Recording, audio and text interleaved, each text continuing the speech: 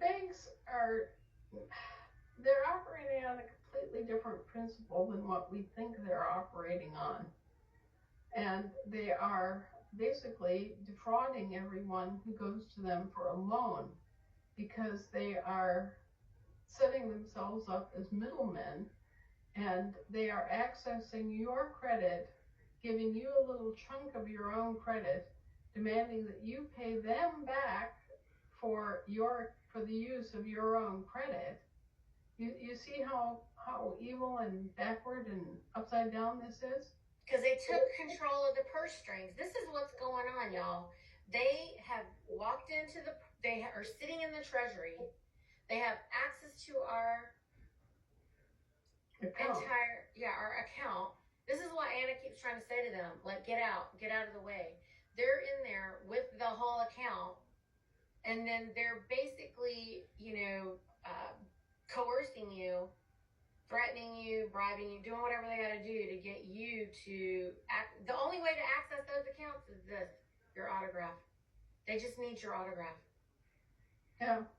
And what they do is they go in there and they take out 10 times more as credit than is needed for the loan. Say that you need a $100,000 loan of your own credit to buy a house. What should happen is you get your $100,000 loan of your own credit, and you pay it off, and there's no mortgage. There should never be a mortgage. But instead, what happens is that they give you this little dollop of your own credit to buy the house, and instead of buying the house, you get stuck paying off a mortgage that they and their corporate affiliates owe on the house, you see.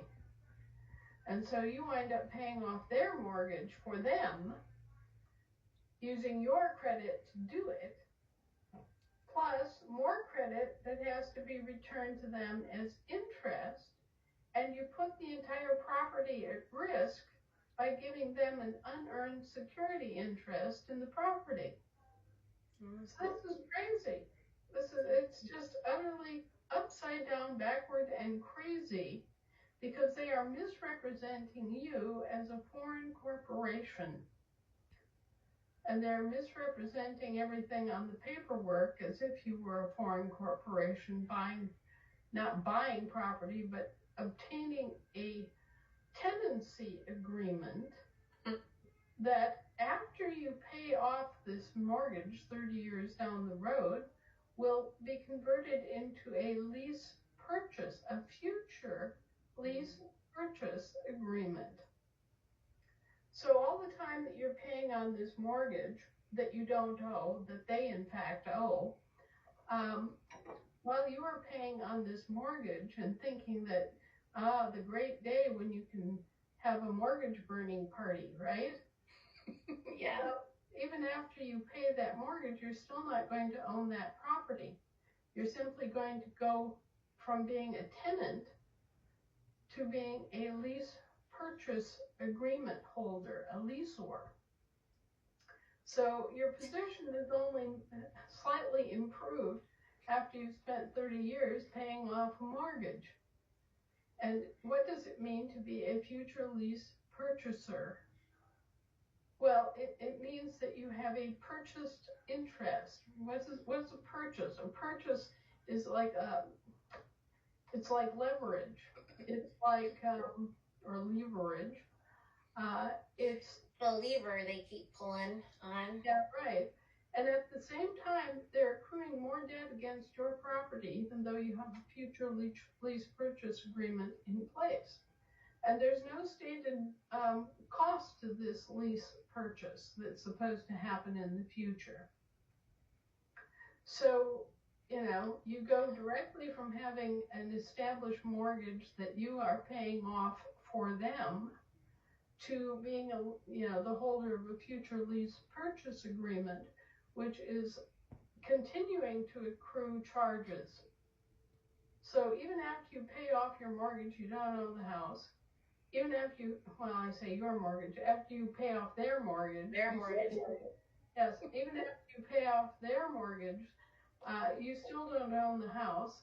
And after you become a lease purchaser, this future date, which is never actually stated, they never give you a contract that says, okay, future lease purchaser, uh, the, uh, the transaction will finally be accomplished on July 10th and the property will be reconveyed to your possession. They never say anything like that. They never tell you a damn thing about what they're doing in the background. Because, again, they're misrepresenting you as a foreign corporation and they're treating you as such and not telling you anything about what they're doing. Because if they told you what they were doing, number one, you'd never offer to pay their mortgage for them. Number two, you would never in this world consider that after you paid that mortgage, you were given a phony lease purchase agreement and were, again, mistaken as a leaseor and not the owner.